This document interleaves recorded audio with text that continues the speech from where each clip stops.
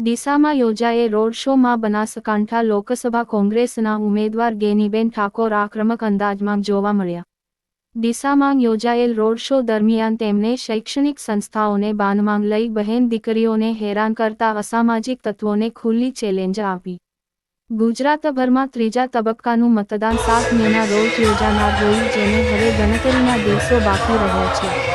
ત્યારે કોંગ્રેસ અને ભાજપ બંને પક્ષો દ્વારા પ્રચાર પ્રસાર કાર્ય જોરશોરમાં શરૂ કરી દેવામાં આવ્યો છે। જ્યારે ભાજપ દ્વારા 1 મેના રોજ વડાપ્રધાન નરેન્દ્ર મોદીની બનાસકાંઠામાં જાહેર સભા યોજાનાર છે। જો કે કોંગ્રેસમાંથી હજુ સુધી કોઈ સ્ટાર પ્રચારકની બનાસકાંઠામાં જાહેર સભાની જાહેરાત થઈ નથી। ત્યારે કોંગ્રેસના ઉમેદવાર પોતાના બળે પ્રચાર કાર્યની દોર સંભાળી રહ્યા છે।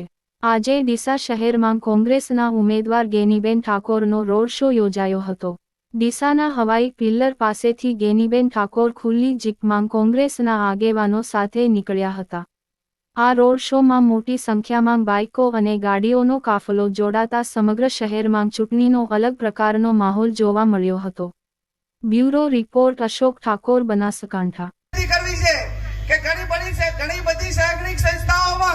જે અસામાજિક તત્વો શૈક્ષણિક સંસ્થાઓને બાનમાં લઈને જે મારી બેન દીકરી સામે આગળ ઉઠાવવા માટેના કે ક્યાંક એને હેરાન કરવાના પ્રયત્નો કરે છે, એના માટે ગેનીબેન ઠાકોર આજે બજારની બજારમાં એમને ચેલેન્જ કરે છે કે મહેરબાની કરજો, કુદરતને અહીંયા દેર છે, અંધેર નથી, તમને પણ પહોંચી વળવા માટે કોઈક ને કોઈ સક્ષમ છે।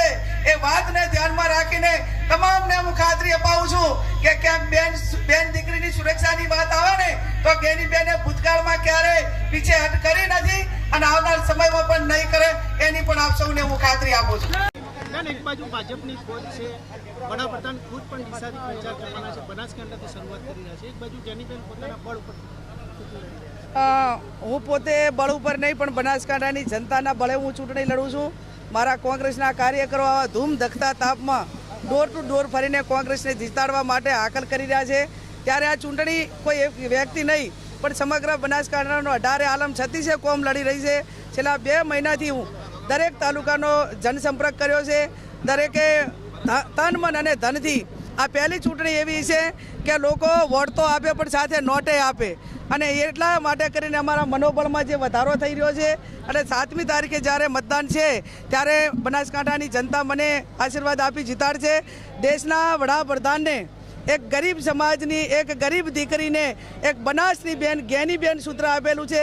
સમગ્ર જિલ્લે એમ કીધું છે કે અમારી બેન છે અને બનાસકાંઠાની બેનને હરાવવા માટે એક દેશના વડાપ્રધાનને ડીસા મુકામે રેલી કરવી પડે એ દી બતાવે છે કે એ પોતે એમની હાર જોઈ ગયા છે। પણ બનાસકાંઠાની જનતા હવે જે કાંઈ સ્થાનિક જે હિતો છે, જે સહકારી માળખું છે, એક તરફી એકદમ તાનાશાહી ચાલી રહી છે, એ તાનાશાહીથી કંટાળી રહ્યા છે। ત્યારે આ વખતે બનાસકાંઠા પરિવર્તન કરી અને કોંગ્રેસ પાર્ટીને આશીર્વાદ આપશે। 1 લાખ પબ્લિકનો ટાર્ગેટ છે ભાજપનો ડીસા લાવવાનો, એ એમનો વિષય છે, ભારતીય જનતા પાર્ટીનો એજન્ડા છે। એ જેટલા લાખ લાવવા હોય એટલા લાખ લાવે। બનાસકાંઠાના 20 લાખ મતદારો છે, અને જો એમને 20 લાખ મતદારો ઉપર એમને ભરોસો હોત તો એ પાટણ જિલ્લામાંથી આ લાઈને મતદારો દાખલ ના કરો, પણ ક્યાંક ને ક્યાંક એમનો ભરોસો તૂટ્યો છે। એમને બનાસકાંઠાની જનતા ઉપર વિશ્વાસ નથી, મતદારો ઉપર વિશ્વાસ નથી। અમને પૂરેપૂરો બનાસકાંઠાની જનતા ઉપર વિશ્વાસ છે।